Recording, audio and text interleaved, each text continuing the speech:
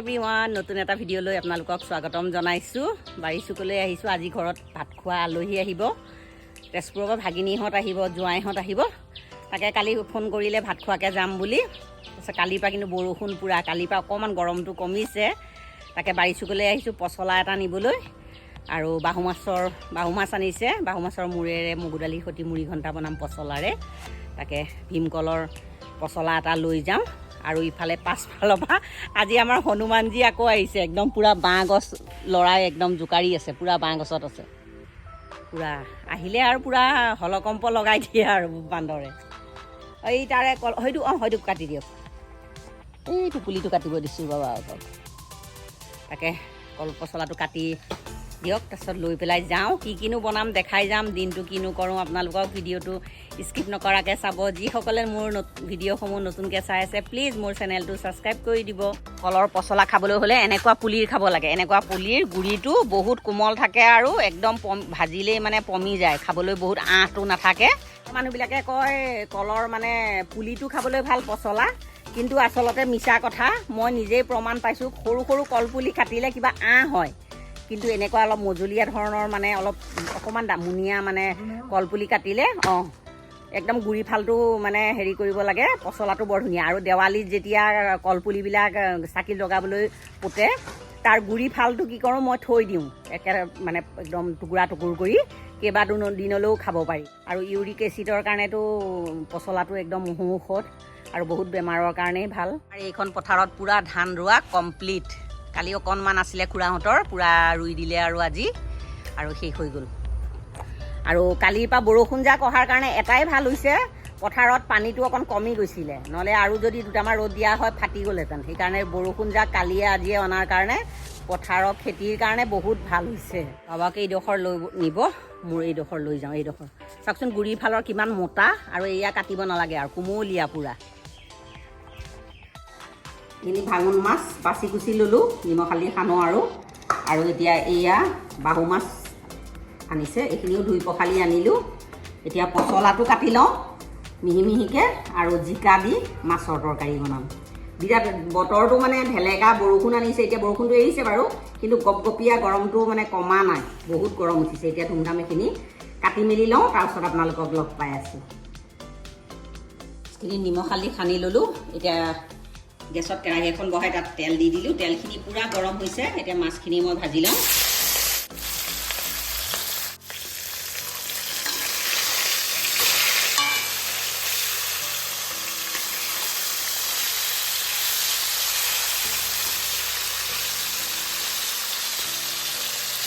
এইখিনি মাছ হৈ গ'ল ভজা, এইখিনি উঠাই দিওঁ।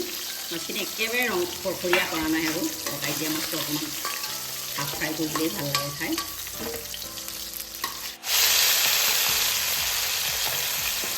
এইখিনিও তেনেকৈ ভাজি লওঁ। এইখিনি মাছ ভজা হৈ গ'ল, এইখিনি টুকি থৈ দিওঁ।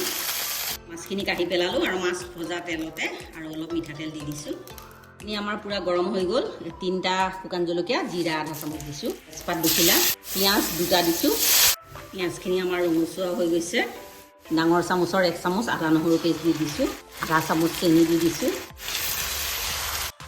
আদা নহৰু পিঁয়াজ এইখিনি গোটেইখিনি ভাজ খাই গ'ল, ধুনীয়া গোন্ধ এটা ওলাইছে। এতিয়া গুড়া মছলা মই ইয়াত দিম।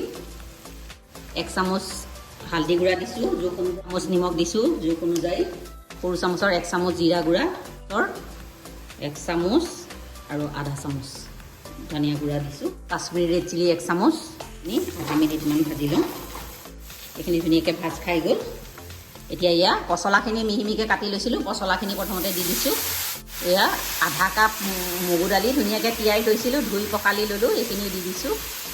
ধুনীয়াকৈ মিক্স কৰি দিম এইখিনি।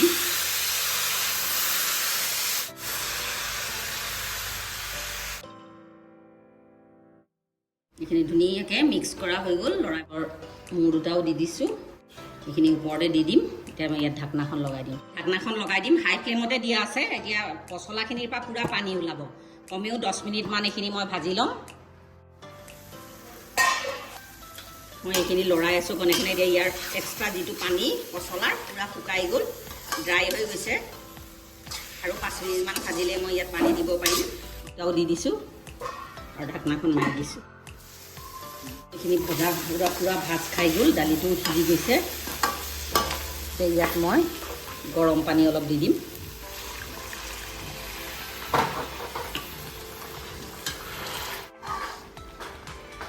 এইখিনি আৰু 15 মিনিটমান উতলাই ল'লে মোৰ এয়া পচলাৰে মুড়ি ঘণ্টা ৰেডি হৈ যাব। মুড়ি ঘণ্টা ৰেডি। শেষত মানধনিয়া পাত কেইটামান দি দিছোঁ।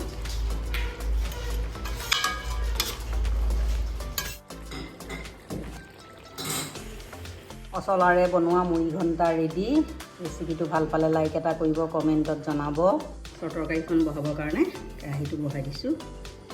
জোখমতে তেল দি দিলোঁ, গৰম হৈ গ'ল। গোটা জিৰা কেইটামান ফুটাই দিছোঁ। তেলত গোটা জিৰা কেইটামান দিলোঁ, তাৰপিছত পিঁয়াজ এটা দিলোঁ। কেমেৰাটো অফ হৈ থাকিলে মাছখিনি আমাৰ অকণমান ৰঙচুৱা হ'ব ধৰিছে। 1 চামুচ আদা নহৰু পেষ্ট দি দিছোঁ। লগে লগে বিলাহী এটা দি দিছোঁ। বিলাহীখিনি ধুনীয়াকৈ সিজি গ'ল। এতিয়া মই ইয়াত গুড়া মছলা এড কৰিম। ধনিয়া গুড়া 1 চামুচ, জিৰা গুড়া 1 চামুচ, কাশ্মীৰী ৰেড চিলি আধা চামুচ, জোখমতে হালধি, জোখ অনুযায়ী নিমখ। গুড়া মছলাখিনিও ভাজ খাই গ'ল। এতিয়া জিকায়ে আলুৱে কাটি থৈছিলে এইখিনি দি দিছোঁ।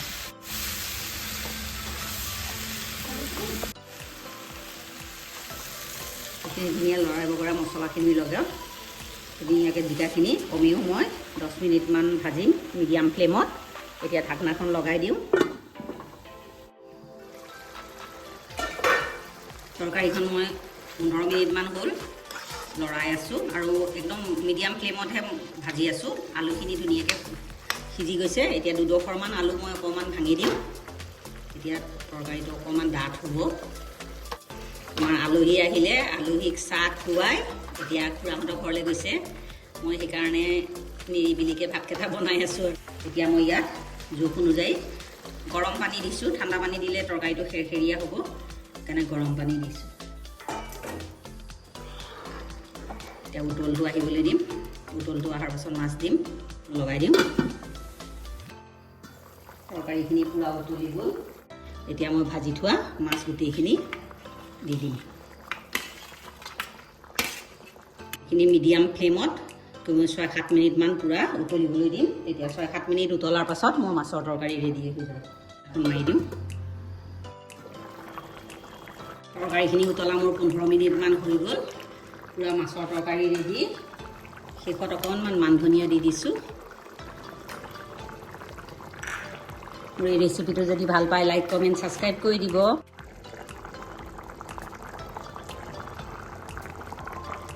ভাঙন মাছকেইটা মই এতিয়া পাতত দিয়া নিচিনাকৈ ভাপত দিম। এয়া 2টা পিঁয়াজ কাটি লৈছোঁ আৰু এইখিনি মই বেহুৱাৰ কাৰণে সৰিয়হ পিচি থৈছিলোঁ, তাৰে 1 চামুচ লৈছোঁ। 2টা কেঁচা জলকীয়া আৰু আদা নহৰু পেষ্ট 1 চামুচ। এতিয়া মই এই মিক্সিটোতে গোটেই মছলাখিনি পিচি ল'ম। আদা নহৰু পেষ্ট পিচাই আছে, তেওঁ পিচি ল'ম আৰু এইখিনি দি দিছোঁ। সৰিয়হখিনিও দি দিছোঁ 1 চামুচ সৰিয়হ গুড়া, পিঁয়াজ, জলকীয়া এইখিনিৰ পেষ্ট। পানী নিদিওঁ, অলপ ৰখি ৰখি পেষ্ট এটা বনাই লওঁ। এতিয়া মিক্সিত এইখিনি গোটেইখিনি পেষ্ট কৰি ল'লোঁ। এতিয়া মাছৰ ওপৰত সৰিয়হ, আদা নহৰু, কেঁচা জলকীয়াৰ পেষ্টটো গোটেইখিনি দি দিম। 2 চামুচ এয়া দৈ লৈছোঁ। দৈটো অকণমান বেছি টেঙাও নহয়, একেবাৰে মিঠাও নহয়। 2 চামুচ দৈ দি দিছোঁ। কাশ্মীৰী ৰেড চিলি পাউডাৰ অকণমান দিছোঁ কালাৰৰ কাৰণে। কেঁচা জলকীয়াটো পিচি দিছোঁৱেই। অনুযায়ী হালধি দি দিছোঁ। জোখ অনুযায়ী নিমখ, অকণমান জিৰা পাউডাৰ আৰু 1/2 চামুচতকৈ কম ধনিয়া পাউডাৰ, অকণমান চেনি দিছোঁ, 1 চামুচমান মিঠাতেল দি দিছোঁ। তেল হালকা হাতেৰে গোটেই মাছখিনি সানি পেলাম। এইটো ভাপত দিয়া মাছ বহুত ভাল লাগে। সৰু মাছ হওক ডাঙৰ মাছ হওক চব মাছেই দিব পাৰি। এতিয়া কলপাতত এনেকৈ দীঘলীয়াকৈ দিলোঁ। 2টা কেঁচা জলকীয়াও দি দিছোঁ। এতিয়া নোৰাটো লাহেকৈ বান্ধি ল'ম এনেকৈ।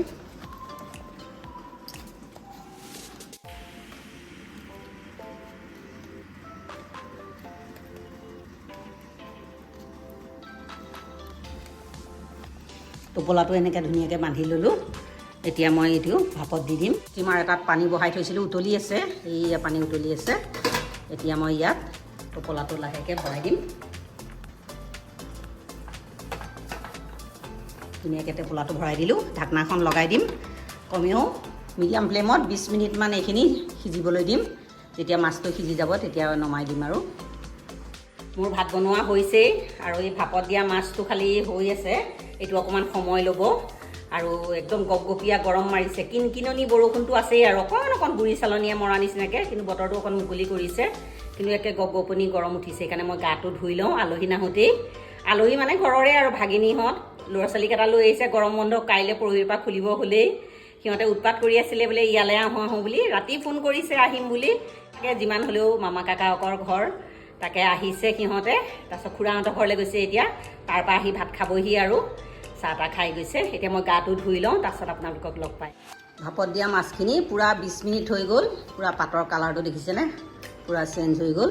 এতিয়া মই গেছটো অফ কৰি থওঁ, অকণমান ঠাণ্ডা কৰি এইখিনি ছাৰ্ভ কৰিম। মাছৰ টোপোলাটো উলিয়াই আনিলোঁ। এতিয়া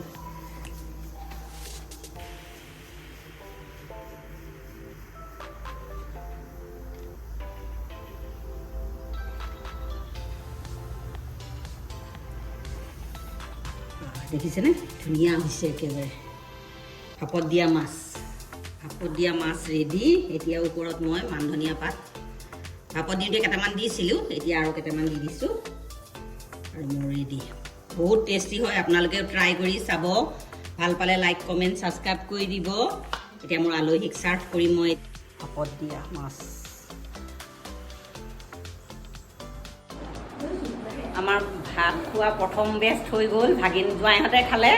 এতিয়া আমাৰ 4জনী ভাগিনীজনী, ভাগিনীৰ এয়া ভণ্টি নন্দেক আৰু এইজনী আমাৰ ভাগিন বোৱাৰী।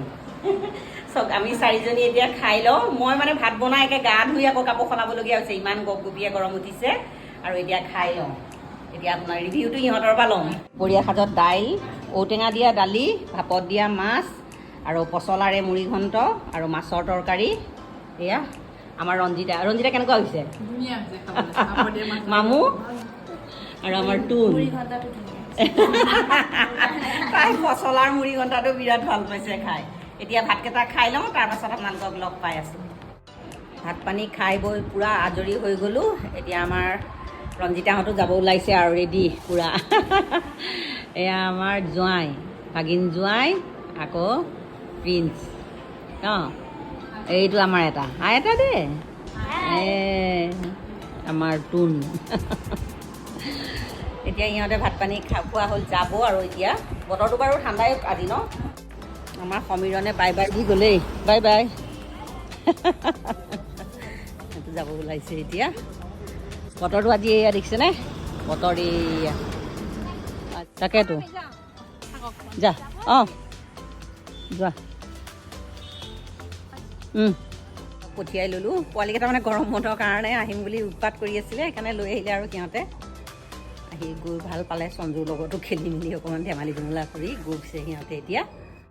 হেল্ল' এভৰিৱান, এতিয়া 8টা বাজিছে আৰু দুপৰীয়া সঞ্জুৰ আজি ভাত খোৱা ইমান ভাল নহয়। আলহীৰ জোকত সি ভিতৰতে নি খালেগৈ। তাক ভাপত দিয়া মাছ দিবলৈ পাহৰিলোঁ। সি ভাপত দিয়া মাছটো খাই ভাল পায়।